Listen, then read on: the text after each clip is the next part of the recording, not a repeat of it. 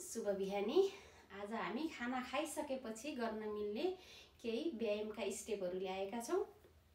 जुन स्टेप गर्नाले हाम्रो पाचन तन्त्रलाई एकदमै मजबुत बनाउँछ र हाम्रो खानालाई सजिलैसँग पचाउन मद्दत गर्छ।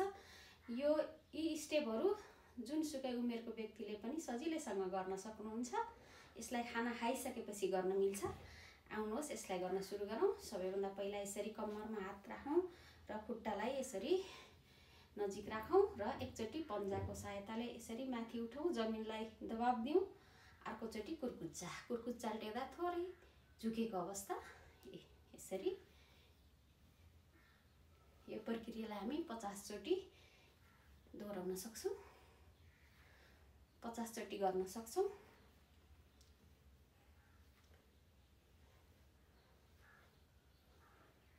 सजिलो छ। कुर्कुच्चा टेक्दा थोरै शरीर झुक्छ अगाडि, पन्जाले टेक्दा माथि जान्छ यसरी।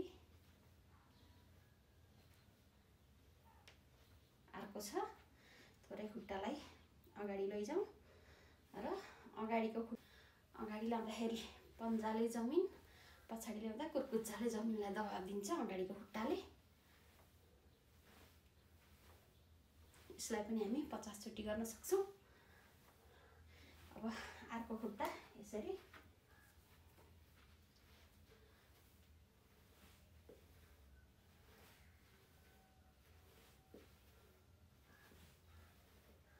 सजिलो छ। एकचोटि एउटा खुट्टाको पन्जाले टेक्छ, अर्कोचोटि अर्को खुट्टाको पन्जाले टेक्छ। यसो गर्दाखेरि हाम्रो पेटमा एकदमै झड्का दिन्छ यसले। हाम्रो पेटमा लागेको अनावश्यक बोसोलाई पगाल्न यसले ठुलो मद्दत गर्छ र हाम्रो पाचन तन्त्र सक्रिय भएर हाम्रो मोटोपनालाई यसले घटाउन मद्दत गर्छ। यसलाई पनि हामी 50 चोटि गर्न सक्छौँ।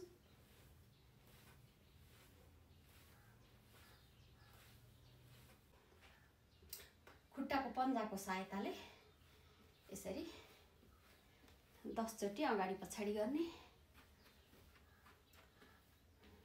जति लामो स्पेस छ त्यति धेरै फाइदा हुन्छ। यसरी कोठाभरिको छ भने हामी कोठाभरि पनि हिँड्न सक्छौँ। अब अर्कोचोटि कुर्कुच्चाले फेरि यसरी कुर्कुच्चाले टेकेर अगाडि पछाडि गर्ने।